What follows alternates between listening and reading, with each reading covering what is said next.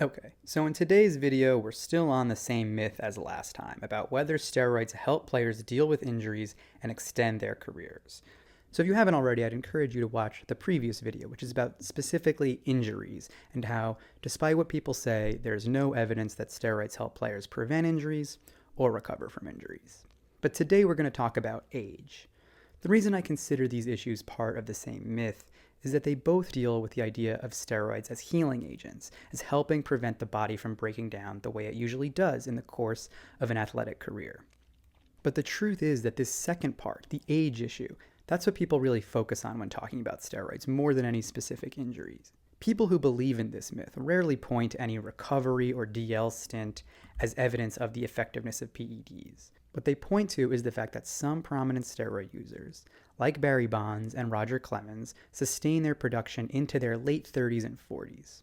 That supposedly requires some kind of chemical explanation, and so they believe this is where they can really observe the effects of steroids. Before we go any further, though, I want to introduce an important concept, which is known as the ecological fallacy. The ecological fallacy is a mistake people often make where they attribute things that are true across a population to specific people within that population. It's the difference between people saying smoking causes cancer, a perfectly true general trend that is backed up by reams of scientific research, and saying, if you smoke, then you will get cancer, a specific claim that is dependent on millions of other variables. To put it more simply, just because something is generally true doesn't mean it's always true. This might seem pretty obvious, but people get confused about it all the time when discussing steroids. People say things like, come on, there's no way these guys could have been good into their late 30s and 40s without the assistance of PEDs. That's not how baseball careers work. And when people say this, they are invoking a general trend, that baseball players generally peak around the ages of 25 to 27 in those mid-20s years. Then they plateau in their late 20s to early 30s, maybe 28 to 32, 33. Then they start to decline after that, like 34 and beyond, and usually are done as players by the time they reach 40. And that is generally true, but only generally. There are tons of exceptions here. For example, Adrian Beltre just got elected to the Hall of Fame.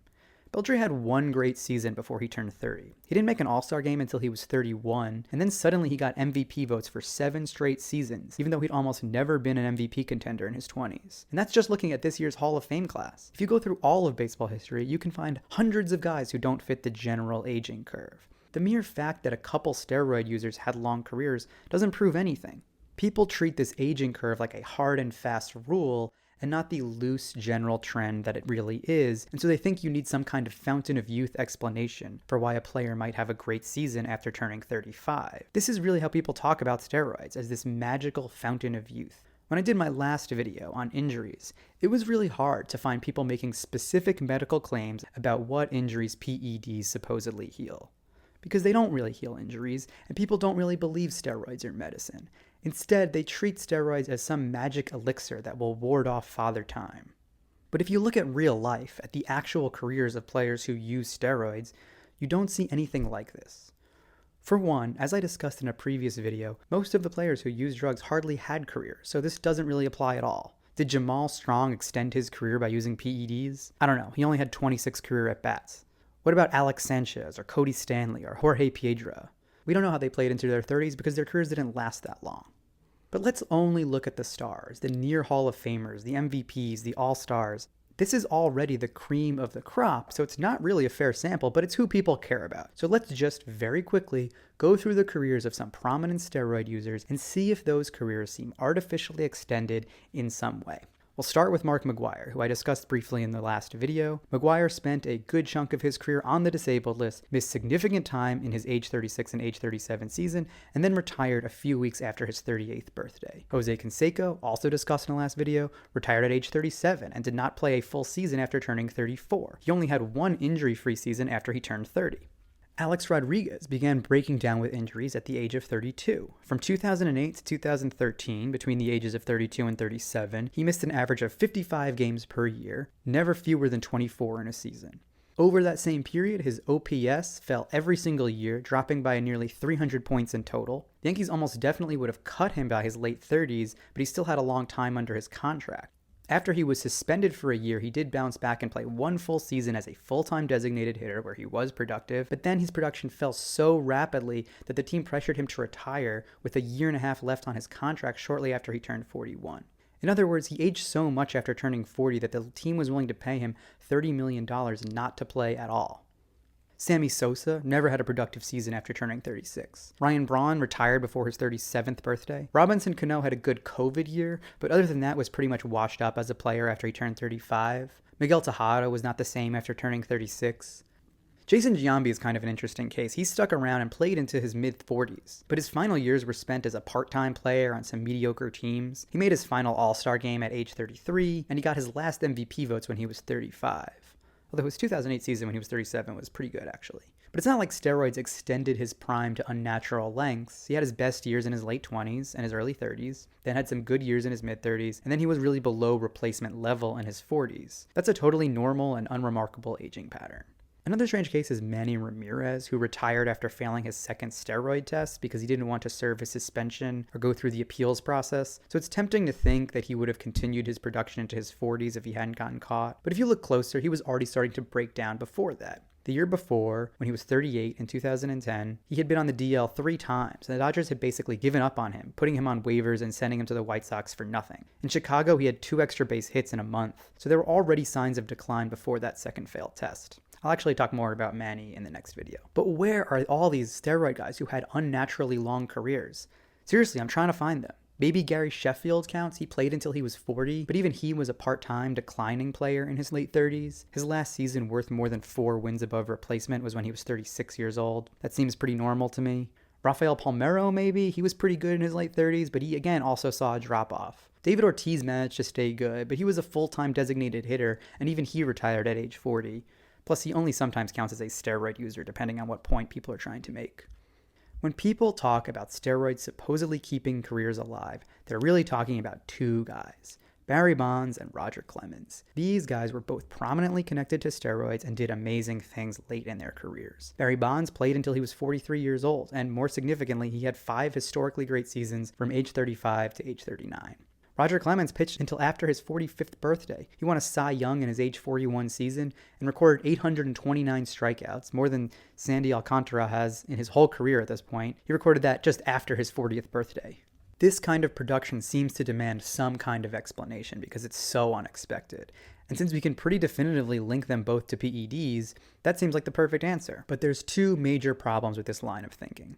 The first is that these are 2 guys out of hundreds of players we know use steroids.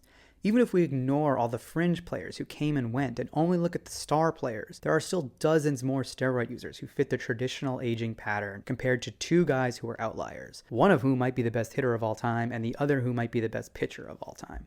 In other words, it's not surprising that they would be outliers. Bonds and Clemens were outliers from the minute they entered the league. But you can't draw broad conclusions about cause and effect if these are your only 2 examples. Saying steroid use extends your prime and pointing to Bonds and Clemens as evidence is like saying smoking causes you to be elected president and pointing to Barack Obama. You just can't draw inferences from outliers like that. And the second problem with citing these 2 is that those numbers are not really as aberrational as they appear. Almost everyone agrees that Clemens and Bonds were historically great players before they ever used drugs. And it's actually not super unprecedented for great players to excel in their late 30s and 40s like these 2 did. Remember, that aging curve is just an average, and there are plenty of exceptions, especially when you're talking about exceptional players like these guys. Let's start with Roger Clemens, because he's easier to talk about. It's actually not unusual at all for great pitchers to stay great past the age of 35 or even 40. I wouldn't go so far as to say it's normal, but there are tons of examples throughout baseball history. Look no further than Justin Verlander, who won the Cy Young Award 2 years ago at the age of 39 and is still going strong today when he just turned 41. Randy Johnson pitched until he turned 46 years old and won 4 straight Cy Youngs from the age of 36 to 39. He actually probably deserved to win another one over Clemens in his final Cy Young year. Steve Carlton won a Cy Young when he was 37 and pitched until he was 43. Gaylord Perry won a Cy Young at 39 and pitched until he was 44. Then there's guys like Jamie Moyer and Phil Niekro, who are maybe not good comparisons because they were a soft thrower and a knuckleballer respectively, but they still pitched well into their 40s. Or the real old-timers like Lefty Grove, who had an ERA plus of 185 at age 39, and he pitched to the age of 41. Pete Alexander, who pitched to 43 and had great seasons at 40 and 41. Maybe not all of these guys seem analogous to Roger Clemens, but then there's Nolan Ryan. Nolan Ryan was probably the pitcher who Roger Clemens was compared to most frequently throughout his career. And Nolan Ryan famously pitched until he was 46 years old and had a 300 strikeout season when he was 42. Are these guys all outliers? Sure, but the point is that outliers like this happen all the time. Baseball history is filled with them, especially if you look at Hall of Famers and elite performers. Stacked up against these players, Clemens having some great seasons in his early 40s is not that shocking. It's impressive, yes, but he did impressive things his whole career. There's no need to invoke some wonder drug to explain something that happens all through baseball history. In some ways, Bond's aging pattern is easier to explain. Since he didn't play as long, he never played a full season after turning 40. He had a pretty normal breakdown. But in most ways, it's harder to explain because his age 35 to age 39 seasons were so historically great. There's really no precedent for anyone having a stretch like the one Bonds had from 2001 to 2004. But the significant thing about those years is not really how old Bonds was. Once again, great players having great seasons in their late 30s is not unusual throughout baseball history. Hank Aaron recorded the highest OPS plus of his career, 194, at age 37, and the fourth highest at age 39. Willie Mays led the league in on-base percentage when he was 40. Babe Ruth had a slugging percentage of 700 when he was 36, and an OPS plus of 160 when he was 39. Ted Williams had an OPS over 1,000 when he was 41. Rickey Henderson led the league in stolen bases, mind you, when he was 39 years old. These are just examples I'm pulling from the all-time leaders in Baseball Reference WAR. If you go deeper than that, you could surely find more. People don't like it when I bring this up, and I acknowledge that it is a little misleading. It's not just that Bonds had great seasons in his late 30s. It's that those seasons were so great that comparing them to even those other great seasons I just mentioned kind of misses the point. 3 of those Bonds' late 30s years, 2001, 2002, and 2004, are the highest OPS plus numbers of all time. So even Hank Aaron's 1971 season doesn't really compare.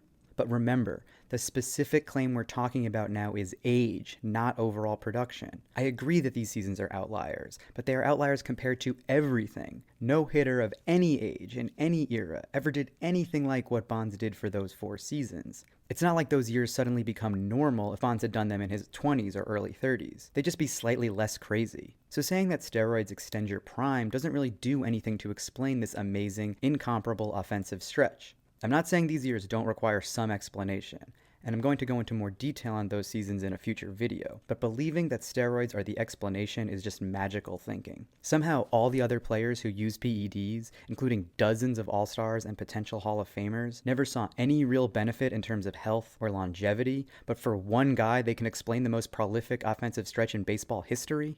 Come on, but this is what happens with these steroid myths.